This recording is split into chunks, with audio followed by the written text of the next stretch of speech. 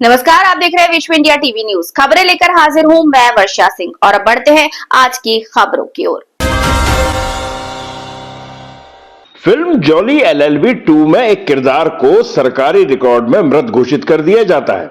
अधिकारियों का कहना था कि दोबारा जिंदा करने के लिए सरकारी रिकॉर्ड में नाम होना जरूरी है। लंबे समय से खुद को जिंदा करने के लिए भटक रहे, लेकिन उसकी सुनवाई नहीं हो रही थी।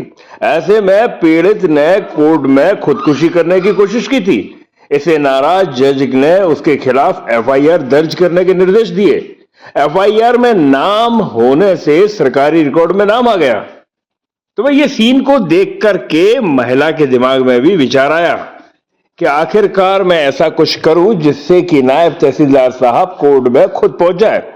जी हम बात कर रहे हैं भोपाल की। राजधानी में जमीन के मामले में परेशान एक महिला ने फिल्म जॉली एलएलबी 2 के एक सीन से प्रेरित होकर संत हिरदाराम नगर के नायब तहसीलदार साहब पर स्याही फेंक दी। खुद पर एफआईआर दर्ज करवाई ताकि नायब तहसीलदार साहब यानी रतिराम अहिरवार जी कोर्ट जा सके। महिला ने गुरुवार को तहसीलदार के कार्यालय में घुसकर स्याही फेंक दी और इसके बाद इंतजार किया कि पुलिस आए और उन्हें पकड़ ले। और पुलिस कोहेफिजा थाने की पहुंची और उसके बाद उन्होंने उन पर केस बना दिया शासकीय कार्य में बाधा डालने का और अन्य धाराओं के साथ एफआईआर भी कर दी।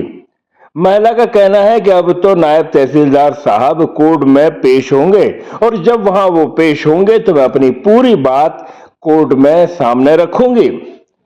बता दें कि मालवीय नगर में रहने वाली 70 साल की उपासना जौहरी के मुताबिक नारियल खेड़ा में उनके पास एक जमीन है। इस पर कई लोगों ने कब्जा कर रखा है, अवैध रूप से मकान भी बना लिए हैं। 1992 से इस जमीन के लिए लड़ रही कोर्ट के सभी फैसले हमारे पक्ष में हैं, लेकिन उसके बावजूद भी प्रशासन उनकी जमीन वापस नहीं करवा रहा। 33 साल से लड़ाई लड़ते लड़ते मेरे पति की भी मृत्यु हो चुकी है, पर फिर भी प्रशासन के कान में जू नहीं रेंग रही। तो ऐसे में विचार आया महिला के मन में कि क्यों ना कुछ ऐसा फिल्मी कारनामा किया जाए जिससे नायब तहसीलदार साहब कोर्ट के सामने पहुंचे और ये मेरा मामला उजागर हो। अब आगे देखना यह है कि क्या इस महिला को न्याय मिल पाएगा। ब्यूरो रिपोर्ट, विश्व इंडिया टीवी न्यूज। खुलकर उगला जहर, कहा गाय काटना तुम्हारा धर्म है तो तुम्हें काटना हमारा। भोपाल में भाजपा की पूर्व सांसद प्रज्ञा सिंह ठाकुर ने विवादित बयान दिया। गुरुवार को इंदौर में करनी सेना की पराक्रम यात्रा में शामिल हुई प्रज्ञा ने कहा, अगर हिंदुओं पर आक्रमण होगा तो हम भी आक्रमण करेंगे। प्रज्ञा ने कहा कि कश्मीर के पहलगाम में हिंदुओं की पहचान पूछकर महिलाओं का सुहाग उजाड़ा गया।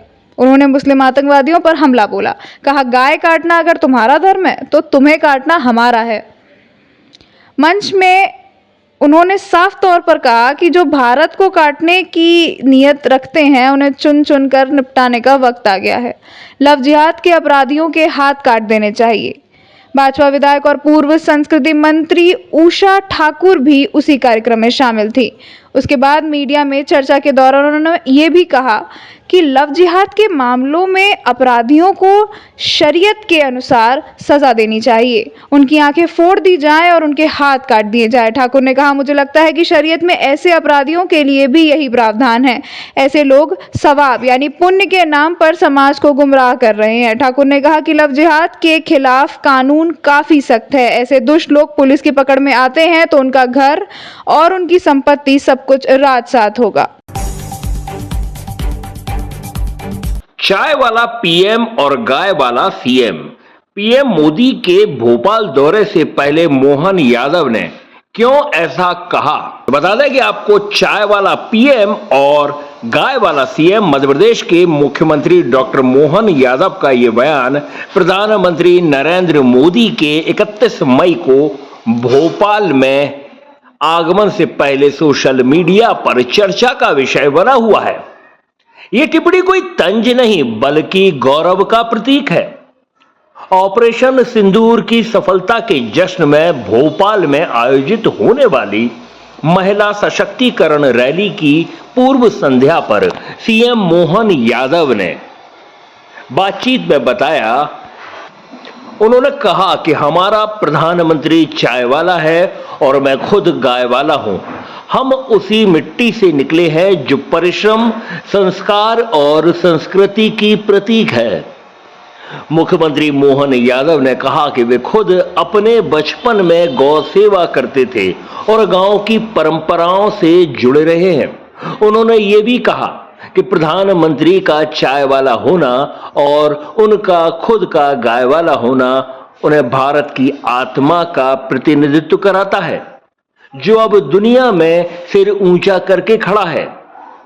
मुख्यमंत्री डॉक्टर मोहन यादव ने भावुक होते हुए कहा कि हमसे कोई खानदानी रॉयल्टी लेकर नहीं आया।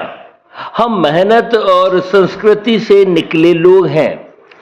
यही हमारी सबसे बड़ी ताकत है। रैली में खास आयोजन होगा जहां प्रधानमंत्री को 2 लाख महिलाओं की तरफ से सिंदूर का पौधा भेंट किया जाएगा। ये पौधा बहनों के सुहाग की रक्षा, भारतीय संस्कृति की गहराई और ऑपरेशन सिंदूर की सफलता का प्रतीक माना जा रहा है। सीएम यादव ने बताया कि आयोजन प्रधानमंत्री मोदी को एक सांस्कृतिक धन्यवाद है, जिन्होंने पाकिस्तान को मुंह तोड़ जवाब दिया, महिलाओं की अस्मिता की रक्षा का संदेश दिया। भाषाई एकता और संस्कृति का संगम। रैली में हिंदी के अलावा बंगाली, गुजराती, पंजाबी और दक्षिण भारतीय भाषाओं में भी पोस्टर लगाए जाएंगे। इसका उद्देश्य है कि भारत की भाषाई एकता को प्रतीकात्मक रूप से दर्शाना। मुख्यमंत्री ने कहा, हमारा भारत बोलियों का देश है और हमारी रैली उसका सजीव प्रदर्शन करेगी।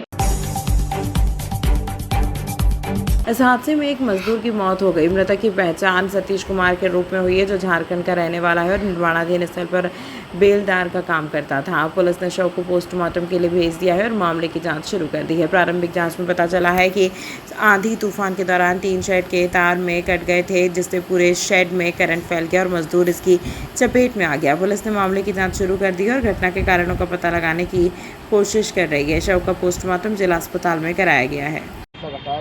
ये उज्जैन गरुड़ का रोड प्रोजेक्ट चल रहा है।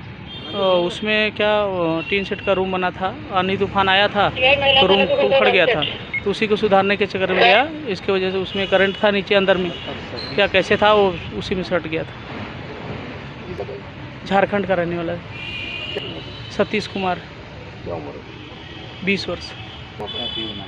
बेलदार मतलब लेबर का काम आया था जल्द पास में, करीब 15-20 दिन हुआ था आए हुए। हाँ, करंट लगने के बाद अस्पताल में लाए। कौन सा अस्पताल है इसका नाम? हाँ, सरकारी अस्पताल। उसके बाद यहाँ बोले कि कुछ नहीं, इसका कुछ काम नहीं कर रहा है। उज्जैन गरुड़ रोड है, मक्सीर रोड ब्रिज के पास में, चिन्मनगंज थाना लगता है। क्या नाम है आपका? प्रदीप कुमार यादव, चिन्मनगंज थाना। इस हादसे में एक मजदूर की मौत हो गई। मृतक की पहचान सतीश कुमार के रूप में हुई है, जो झारखंड का रहने वाला है और निर्माणाधीन स्थल पर बेलदार का काम करता था। पुलिस ने शव को पोस्टमार्टम के लिए भेज दिया है और मामले की जांच शुरू कर दी है। प्रारंभिक जांच में पता चला है कि आंधी तूफान के दौरान टीन शेड के तार में कट गए थे, जिससे पूरे शेड में करंट फैल गया और मजदूर इसकी चपेट में आ गया। पुलिस ने मामले की जाँच शुरू कर दी है और घटना के कारणों का पता लगाने की कोशिश कर रही है। शव का पोस्टमार्टम जिला अस्पताल में कराया गया है। ये उज्जैन गरुड़ का रोड प्रोजेक्ट चल रहा है। उसमें क्या टीन सेट का रूम बना था, आंधी तूफान आया था तो रूम उखड़ गया था, तो उसी को सुधारने के चक्कर में गया। इसके वजह से उसमें करंट था नीचे अंदर में, क्या कैसे था वो उसी में सट गया था। झारखंड का रहने वाला है, सतीश कुमार, 20 वर्ष। बेलदार मतलब लेबर का काम आया था जल्द पास में, करीब 15-20 दिन हुआ था आए हुए। हाँ, करंट लगने के बाद अस्पताल में लाए। कौन सा अस्पताल है इसका नाम? हाँ, सरकारी अस्पताल। उसके बाद यहाँ बोले कि कुछ नहीं, इसका कुछ काम नहीं कर रहा है। उज्जैन गरुड़ रोड है, मक्सीर रोड ब्रिज के पास में, चिन्मनगंज थाना लगता है। क्या नाम है आपका? प्रदीप कुमार यादव, चिन्मनगंज थाना। आज खबरों में फिलहाल इतना ही। कल फिर मुलाकात होगी कुछ नई रोचक खबरों के साथ। तब तक के लिए आप देखते रहिए विश्व इंडिया टीवी न्यूज। अब सुनेगा भारत।